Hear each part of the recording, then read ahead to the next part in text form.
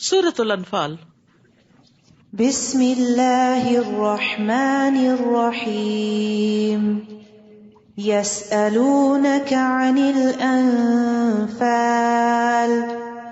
قل الانفال للہ والرسول فاتقوا اللہ واصلحوا ذات بینکم وَأَطِيعُوا اللَّهَ وَرَسُولَهُ إِن كُنتُم مُّؤْمِنِينَ إِنَّمَا الْمُؤْمِنُونَ الَّذِينَ إِذَا ذُكِرَ اللَّهُ وَجِلَتْ قُلُوبُهُمْ وَإِذَا تُلِيَتْ عَلَيْهِمْ آيَاتُهُ زَادَتْهُمْ إِيمَانًا وَعَلَى رَبِّهِمْ يَتَوَكَّلُونَ۔ سورۃ الانفال جنگ بدر کے بارے میں ہے۔ انفال سے مراد غنائم ہے۔ یہ پہلی جنگ تھی جو مسلمانوں نے فی سبیل اللہ لڑی تھی، اور اس دن کو یوم الفرقان کہا گیا کیونکہ اس دن فیصلہ ہو گیا تھا کہ اب کامیاب کون ہوگا، آئندہ کون آگے بڑھے گا۔ مسلمان صرف 313 تھے جبکہ دشمن 1000 کی تعداد میں تھا۔ مسلمانوں کے پاس 1 یا 2 گھوڑے تھے، دشمنوں کے پاس 300 گھوڑے تھے۔ بظاہر کوئی تناسب نظر نہیں آتا تھا، دشمن کا پلہ بہت بھاری تھا، لیکن مسلمانوں کو بہت بڑی فتح حاصل ہوئی۔ اور جب فتح حاصل ہوئی، مال غنیمت آیا، تو آپس میں تھوڑی بہت کشمکش بھی ہوئی۔ نوجوان کہتے تھے کہ ہم نے آگے جا کے جنگ کی ہے تو ہمیں زیادہ حصہ ملنا چاہیے، بزرگ کہتے تھے ہم نے پیچھے سے تمہارا دفاع کیا ہے، ہمیں زیادہ ملنا چاہیے۔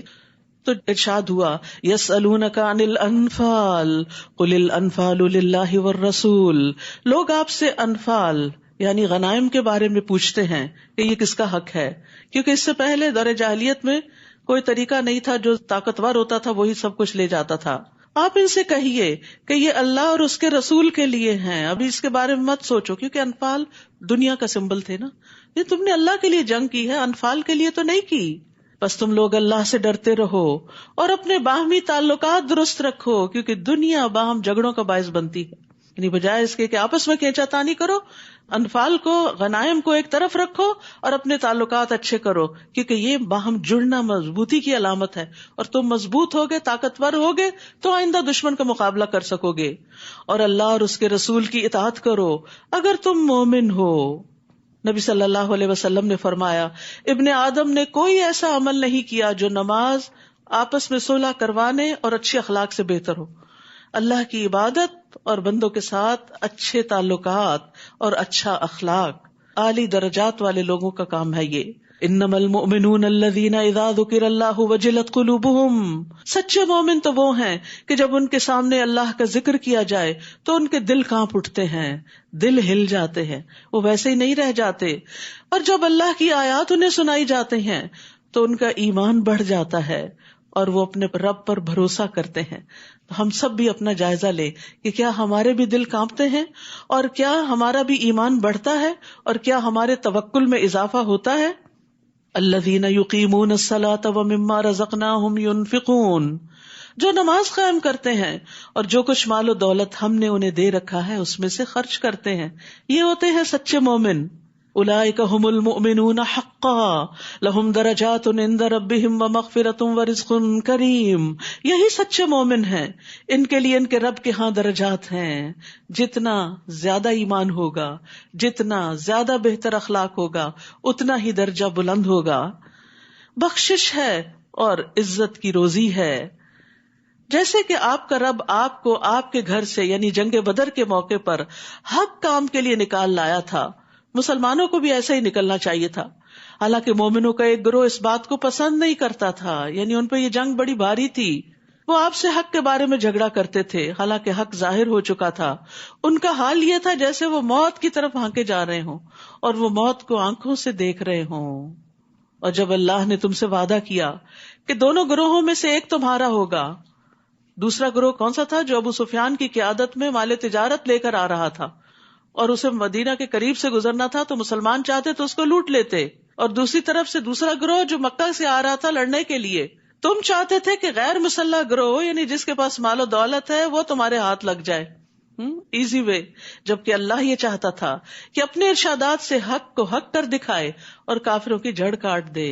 یعنی تمہیں دنیا کا سامان مطلوب تھا اور اللہ کو حق کی بلندی مطلوب تھی، تاکہ اللہ حق کو حق کر دکھائے اور باطل کو مٹا دے، خواہ یہ بات مجرموں کو ناگوار ہو. اور جب تم اپنے رب سے فریادیں کر رہے تھے، اور خاص طور پر نبی صلی اللہ علیہ وسلم رات بھر دعائیں کرتے رہے، خوب آہوزاری کی، اللہ آپ اللہ کے رسول تھے، آپ سے اللہ کی مدد کا وعدہ تھا، اس کے باوجود آپ کی عاجزی دیکھیے اور دعاؤں کی کثرت دیکھیے. تو اللہ نے تمہیں جواب میں فرمایا، میں پے در پے 1000 فرشتے تمہاری مدد کو بھیج رہا ہوں. اللہ کی مدد کب آتی ہے؟ جب انسان اللہ کی طرف رغبت کرتا ہے، عاجزی کرتا ہے، گڑ گڑاتا ہے، مدد مانگتا ہے. یہ بات اللہ نے تمہیں صرف اس لیے بتا دی کہ تم خوش ہو جاؤ کہ تم تنہا نہیں، صرف 313 نہیں، 1000 فرشتے بھی آ رہے ہیں، اور تمہارے دل مطمئن ہو جائیں. ورنہ مدد تو جب بھی ہو اللہ ہی کی طرف سے ہوتی ہے. یہ قانون بتا دیا گیا، وَمَن نَّصْرُ إِلَّا مِنْ عِندِ اللَّهِ، مدد ہمیشہ اللہ ہی کی طرف سے آتی ہے. یقیناً اللہ بڑا زبردست اور حکمت والا ہے. اور وہ وقت یاد کرو جب اللہ نے اپنی طرف سے تمہارا خوف دور کرنے کے لیے تم پر غنودگی طاری کر دی، اور آسمان سے تم پر بارش برسا دی تاکہ تمہیں پاک کر دے، اور شیطان کی ڈالی ہوئی نجاست تم سے دور کر دے، یعنی اس کے وسوسے اور خوف دلانا، اور تمہارے دلوں کو مضبوط کر دے اور تمہارے قدم جما دے. جب آپ کا رب فرشتوں کو حکم دے رہا تھا کہ میں تمہارے ساتھ ہوں، لہٰذا مسلمانوں کے قدم جمائے رکھو، ان کو حوصلہ بڑھائے رکھو. میں بھی کافروں کے دل میں روب ڈال دوں گا، بس تم ان کی گردنوں اور جوڑ پر ضربے لگاؤ. گردنوں کے اوپر 2 ہیں، یعنی ایک تو سر اوپر ہے گردن کے، یعنی سر پھوڑو، اور دوسرا گردن کاٹ دو، اور ہر جوڑ پر ضربے لگاؤ. یہ اس لیے تھا کہ انہوں نے اللہ اور اس کے رسول کی مخالفت کی تھی، اور جو اللہ اور اس کے رسول کی مخالفت کرے تو اللہ تعالیٰ ایسے لوگوں کو سخت سزا دینے والا ہے. اور کافروں سے فرمایا، یہ عذاب تو اب چکھو، اس کے علاوہ کافروں کو دوزخ کا عذاب ہوگا، یعنی دنیا میں بھی ذلت اور آخرت میں بھی عذاب. یا ایھا الذین آمنوا، اے لوگو جو ایمان لائے ہو، جب میدان جنگ میں تمہاری کافروں سے مٹ بھیڑ ہو تو کبھی پیٹ نہ پھیرنا. یعنی چونکہ تعداد میں کم تھے تو خطرہ تھا اس بات کا کہ زیادہ دشمن دیکھ کے کہیں واپس نہ دوڑنے لگے اور بھگدڑ نہ مچ جائے، تو روک دیا گیا کہ میدان جنگ سے بھاگنا کبیرہ گناہ ہے. اور جو شخص اس دن پیٹ پھیرے گا، الا یہ کہ وہ کوئی جنگی چال چل رہا ہو یا مڑ کر اپنے دستہ فوج کو ملنا چاہتا ہو، تو ایسا آدمی اللہ کے غضب میں آ گیا. یعنی ان وجوہات کی بنا پر اگر کوئی پیٹ پھیر کے جاتا ہے، اس کا ٹھکانہ دوزخ ہوگا، اور وہ بہت بری پلٹنے کی جگہ ہے. استغفر اللہ.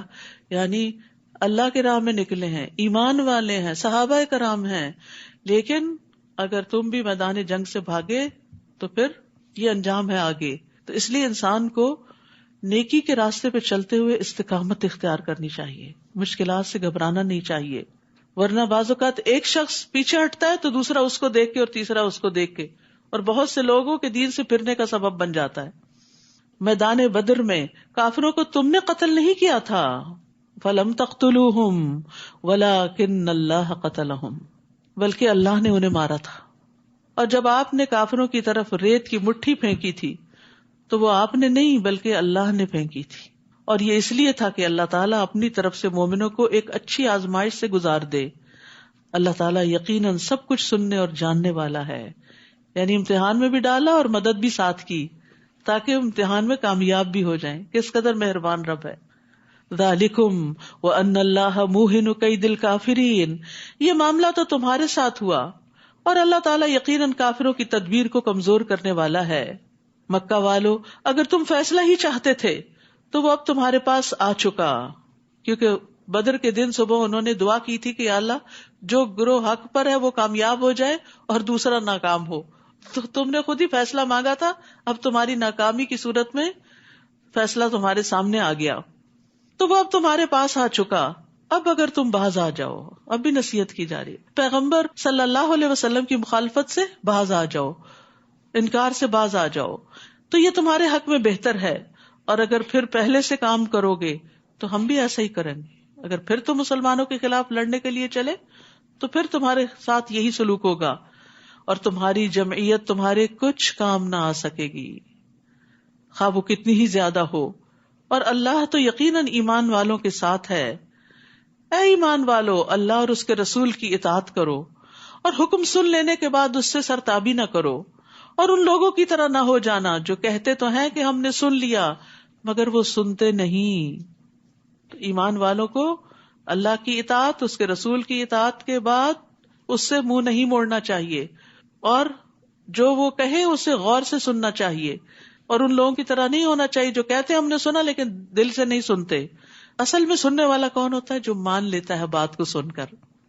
یقیناً اللہ کے ہاں بدترین قسم کے جانور وہ بہرے گنگے لوگ ہیں جو عقل سے کچھ کام نہیں لیتے، یعنی ایسے لوگوں کو جو عقل استعمال نہیں کرتے، غور و فکر نہیں کرتے، بات سمجھتے نہیں، وہ جانوروں سے بھی بدتر ہیں۔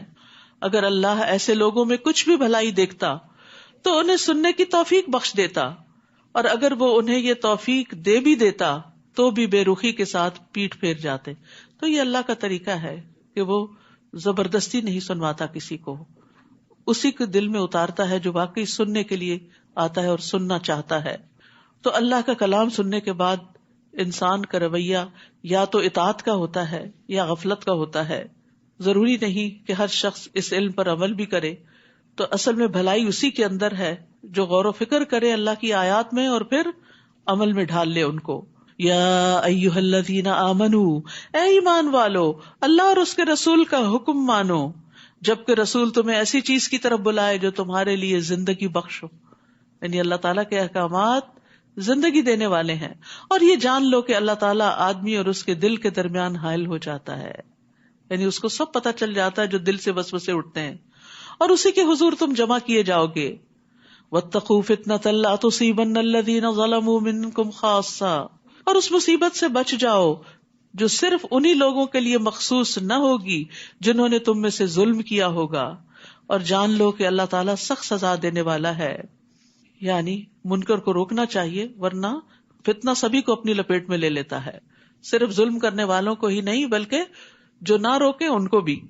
اور وہ وقت یاد کرو جب تم تھوڑے سے تھے، زمین میں کمزور سمجھے جاتے تھے، یعنی مکہ والے دن یاد کرو، اور تمہیں یہ خطرہ لگا رہتا تھا کہ لوگ تمہیں کہیں اچک کر نہ لے جائیں، پھر اللہ نے تمہیں جائے پناہ مہیا کی، مدینہ کی جگہ دی، اور اپنی مدد سے تمہیں مضبوط کیا، اور کھانے کو پاکیزہ چیزیں دی تاکہ تم شکر گزار بنو۔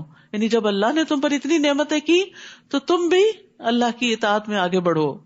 اے ایمان والو دیدہ و دانستہ جان بوجھ کر اللہ اور رسول سے خیانت نہ کرو، اور نہ ہی تم آپس کی امانتوں میں خیانت کرو، کیونکہ لا دین لمن لا امانت لہ، اس کا کوئی دین ہی نہیں جس کے اندر امانت کا پاس نہیں۔ وَاعْلَمُوا أَنَّمَا أَمْوَالُكُمْ وَأَوْلَادُكُمْ فِتْنَةٌ وَأَنَّ اللَّهَ عِندَهُ أَجْرٌ عَظِيمٌ، اور جان لو کہ تمہارے مال اور تمہاری اولاد تمہارے لیے آزمائش ہیں، کیونکہ ان کی محبت میں گرفتار ہو کر انسان اللہ کی اطاعت سے غفلت اختیار کرتا ہے اور اللہ کے راستے میں نکلنے سے کتراتا ہے، اور اللہ کے ہاں اجر دینے کو بہت کچھ ہے۔ مال اور اولاد نعمت بھی ہیں لیکن فتنہ بھی ہیں۔ کب نعمت ہے؟ جب انسان انہیں اللہ کی اطاعت میں لگاتا ہے، اور فتنہ کب ہے؟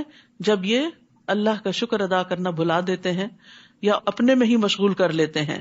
یا ایھا الذین آمنوا، اے ایمان والو اگر تم اللہ سے ڈرتے رہے تو اللہ تمہیں قوت تمیز عطا کرے گا، فرقان پیدا کر دے گا تمہارے اندر، یعنی تقوی سے انسان کے اندر سمجھ بوجھ پیدا ہو جاتی ہے کہ صحیح اور غلط کیا ہے، تم سے تمہاری برائیاں دور کر دے گا اور تمہیں بخش دے گا، اور اللہ بڑا ہی فضل کرنے والا ہے۔ یعنی تقوی سے پھر انسان کے اندر اللہ کا قرب بھی پیدا ہو جاتا ہے، اور جتنا جتنا انسان اللہ کے زیادہ قریب ہوتا ہے اتنا اتنا اس کے اندر فرقان زیادہ ہوتا جاتا ہے۔ یعنی ایک وقت ہوتا ہے جب انسان کو اپنی کچھ چیزیں غلط ہی نہیں لگتی، پھر ایک وقت آتا ہے اللہ کے کلام کو پڑھ سن کے جب دل میں اللہ کا خوف پیدا ہوتا ہے تو انسان اپنی چھوٹی چھوٹی کوتاہیوں کو خود دیکھنے لگتا ہے، اس کی آنکھیں کھل جاتی ہیں کہ میرے اندر تو یہ بھی غلطی ہے اور میرے اندر تو یہ بھی کوتاہی ہے، اور پھر انسان ان غلطیوں اور کوتاہیوں کو اپنے اندر سے نکالنے لگتا ہے، اور جو جو گناہ دور ہوتے ہیں اللہ کا قرب بڑھتا چلا جاتا ہے۔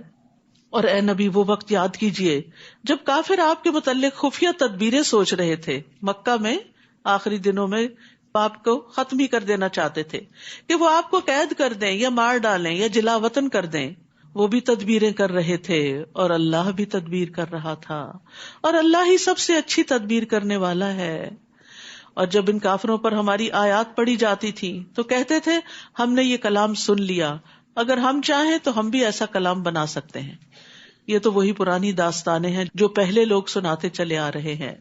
اور وہ وقت بھی یاد کرو جب ان کافروں نے کہا تھا اے اللہ اگر یہی دین حق ہے جو تیری طرف سے ہے تو ہم پر آسمان سے پتھروں کی بارش برسا دے یا ہمیں کسی دردناک عذاب سے دوچار کر دے. یعنی کیسے سنگ دل لوگ ہوتے ہیں جو اپنے خلاف خود ہی بد دعائیں کرتے ہیں. حالانکہ یہ مناسب نہ تھا کہ اللہ انہیں عذاب دے اور آپ ان میں موجود ہوں، اور نہ ہی یہ مناسب تھا کہ اللہ ایسے لوگوں کو عذاب دے جو استغفار کرتے ہوں. تو یاد رکھیے استغفار عذاب سے بچانے کا سبب ہے. بعض سلف صالحین کہتے ہیں کہ ہمارے لیے عذاب سے 2 پناہیں ہیں. عذاب سے بچنے کی 2 چیزیں ہیں. نمبر 1 نبی صلی اللہ علیہ وسلم کا دنیا میں موجود ہونا جب آپ تھے. نمبر 2 استغفار کرنا. جب نبی صلی اللہ علیہ وسلم وفات پا گئے تو ایک حفاظت ختم ہو گئی، اب صرف دوسری باقی ہے، اور وہ کیا ہے؟ استغفار. انسان استغفار کی کثرت کرتا رہے تو مصیبتوں سے بچا رہتا ہے، اور آ جائیں تو امن مل جاتا ہے، ٹل جاتی ہیں. نبی صلی اللہ علیہ وسلم نے فرمایا انسان جب تک اللہ عز و جل سے استغفار کرتا ہے اس وقت تک اللہ عز و جل کے عذاب سے محفوظ رہتا ہے، انشاءاللہ دنیا میں بھی اور قبر میں بھی اور حشر میں بھی. اور استغفار کی وجہ سے پھر گناہ لکھے بھی نہیں جاتے. اور اللہ ان لوگوں کو عذاب کیوں نہ دے جو دوسروں کو مسجد حرام سے روکتے ہیں حالانکہ وہ اس کے متولی نہیں. اس کے متولی تو صرف وہی ہو سکتے ہیں جو پرہیزگار ہوں، لیکن ان میں سے اکثر لوگ یہ حقیقت نہیں جانتے. بیت اللہ میں ان لوگوں کی نماز بس یہی ہوتی تھی کہ وہ سیٹیاں بجاتے اور تالیاں پیٹتے. ایک انٹرٹینمنٹ بنا لی تھی انہوں نے عبادت بھی. تو لو اب عذاب کا مزہ چکھو. یعنی یہ تمہارے اپنے بدعمالیوں کی وجہ سے یہ سب کچھ تم پر مسلط ہوا ہے. یہ اس کا بدلہ ہے جو تم حق کا انکار کر دیا کرتے تھے. ان الذین کفروا ينفقون اموالهم ليصدوا عن سبیل اللہ. یہ کافر اپنے مال اس لیے خرچ کرتے ہیں کہ لوگوں کو اللہ کی راہ سے روک دیں، اور ابھی یہ لوگ اور بھی خرچ کریں گے، پھر یہی بات ان کے لیے حسرت کا باعث بن جائے گی، پھر وہ مغلوب ہوں گے، پھر یہ کافر جہنم کی طرف گھیر لائے جائیں گے تاکہ اللہ پاک کو ناپاک سے الگ کر دے، پھر ناپاک کو ایک دوسرے کے اوپر رکھ کر ان سب کا ڈھیر لگا دے، پھر اس ڈھیر کو جہنم میں پھینک دے. یہی لوگ ہی دراصل نقصان اٹھانے والے ہیں.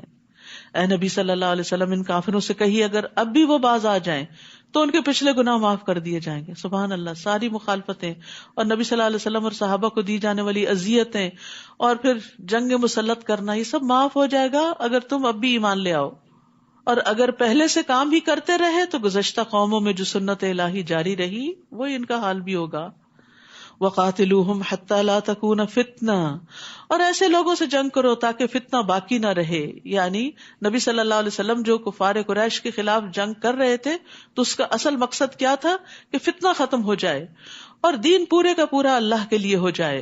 اور اگر یہ باز آ جائیں تو جو کچھ یہ کریں گے اللہ اسے خوب دیکھ رہا ہے. وَإِن تَوَلَّوْا فَاعْلَمُوا أَنَّ اللَّهَ مَوْلَاكُمْ نِعْمَ الْمَوْلَى وَنِعْمَ النَّصِيرُ. اور اگر وہ نہ مانے تو جان لو کہ اللہ تمہارا سرپرست ہے، جو بہت اچھا سرپرست ہے، بہت اچھا مددگار ہے. یعنی انہیں دعوت دی جا رہی ہے کہ باز آ جاؤ، اور اگر باز نہیں آئے تو پھر مومنوں کا مولا تو اللہ ہے، مگر تمہاری شامت آ جائے گی. تو اللہ سبحانہ وتعالی ہمیں ہمیشہ اپنے عذاب سے محفوظ رکھے اور ہمارا مولا رہے. ربنا تقبل منا انك انت السميع العليم وتب علينا انك انت التواب الرحيم. وصلی اللہ تعالی علی خیر خلقہ محمد وعلی آلہ واصحابہ واہل بیتہ اجمعین برحمتک یا ارحم الراحمین. السلام علیکم ورحمۃ اللہ وبرکاتہ.